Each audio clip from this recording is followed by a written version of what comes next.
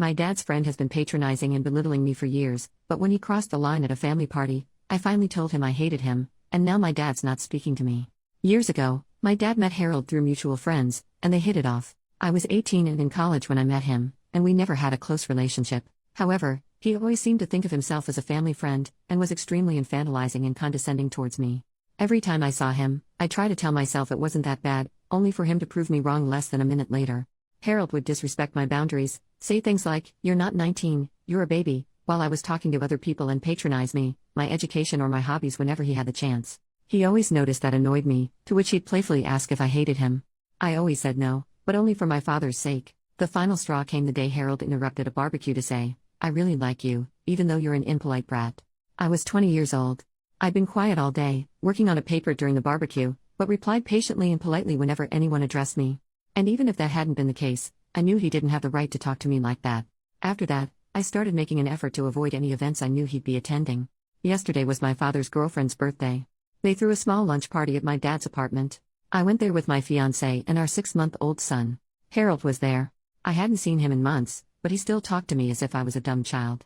Never mind that I'm engaged, a mother, and 26 years old. I spent the whole party ignoring his helpful advice about me being too young to get married or be a mom. It helped that most of the other guests seemed to disagree with him. My baby spent most of the afternoon sleeping. There's a bassinet in my old room. He woke up hungry, so I went to breastfeed him and excused myself from the party for a while. I got back to jokes and comments, all from Harold, about how I was probably struggling if my son was managing to leech me away for so long. He went on to interrupt a conversation I was having with another of my dad's friends to question pretty much everything about my parenting. He doesn't even have custody of his daughter, by the way, and to make more comments about my age. I decided I couldn't take it anymore after he asked if I'd thought about giving my baby up for adoption. I got my son and told my fiancé we were leaving. We said goodbye to everyone except Harold. When we got to the door, Harold came to ask why we were leaving. I tried to make up an excuse, but he kept trying to make us stay. After a small back and forth, he jokingly asked if I hated him. And this time, I said, "Yes, I do. Can we go now?" He didn't say anything, and we left. On the way home, my fiancé said he was proud of me. My father called this morning to say the opposite, and we had a small fight, but ultimately decided to drop the subject. I'm sure this isn't over, but if it keeps going, it won't be because of me. This is far from my proudest moment, and a small part of me regrets it, but I'm done with that guy. Update 8 days later. Hey guys. I wasn't going to write an update, but I just got some free time and I figured I'd fill you in. I'll start by addressing the very frequent assumption that Harold has feelings for me. I really don't think that's the case. His comments always came out as annoying and condescending, but never intimate. But I will say that your comments scared the crap out of me. And the fact that the general consensus was fuck Harold was weirdly heartwarming. I also want to add that, while I did regret what I said a little bit, I never doubted I'd done the right thing. I think most of my regret came from the fact that my 8 years of keeping the peace were over. It took some time for the relief to sink in.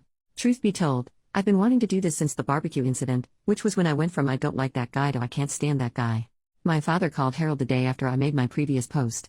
When confronted about the adoption comment, he tried to twist it as him being genuinely concerned about me being a mom so soon, and that he didn't think I knew what I was doing. He did apologize to my father. I don't buy any of that. The next day, my dad told me about the call.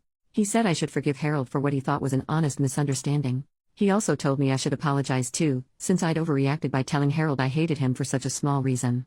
Many of Harold's past comments were made with my father close by. It often happened in the middle of conversations with other people, so he'd be too distracted to register them. He also wouldn't notice them most of the time.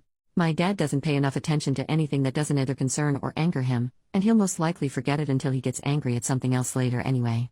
He's like a meth-head goldfish. We also have different definitions of what's offensive, so he'd never think they were a big deal. I told my father I wasn't exaggerating when I said I hated Harold, and that the adoption comment was far from being the only reason. I listed most of the condescending treatment and comments I could remember, including the ones from the party. He didn't remember any of them. I made it very clear that I'd hated Harold for years prior to the party, and that I had nothing to apologize for. I then stated that I'm no longer coming to any events Harold is invited to. My father doesn't need to stop being friends with him, or even stop inviting him to stuff, but he can no longer expect me to show up as well. I will ask him beforehand, and if he lies, I'll leave. My father called me dramatic, but I pointed out that I've been avoiding Harold for 6 years now and no one even noticed, so it clearly wasn't a problem. I've only seen him a handful of times since the barbecue incident, and only twice for more than a few minutes, the lunch party last week and another party back when I was pregnant. It clearly didn't ruin my father's life. I'm not obliged to like his friends any more than he is to like mine. There was some back and forth, but he agreed to my terms. We spoke yesterday about something else, and he mentioned Harold was upset. I ignored that. I'm not going no contact with my father. Yes, I'm very well aware he's a jerk, and I came really close to cutting ties with him in the last few years, but I ultimately decided it wouldn't really fix anything. Maintaining my relationship with him has gotten a lot easier since I moved out, as we only see each other a couple times a month. He gets frustrated that I don't call or text much, but doesn't complain about it anymore. I don't see the point in going no contact with someone who no longer has any say in how I live my life. I'd rather just take note of what my father did wrong when I was growing up and then make sure to raise my own kid differently. He's on thin ice though, and has been for some time. He's not allowed to babysit, mostly because I don't trust him to spend more than an hour alone with the baby without falling asleep on the couch. I began pushing for him to start doing therapy back when I got pregnant, and he finally got started back in June.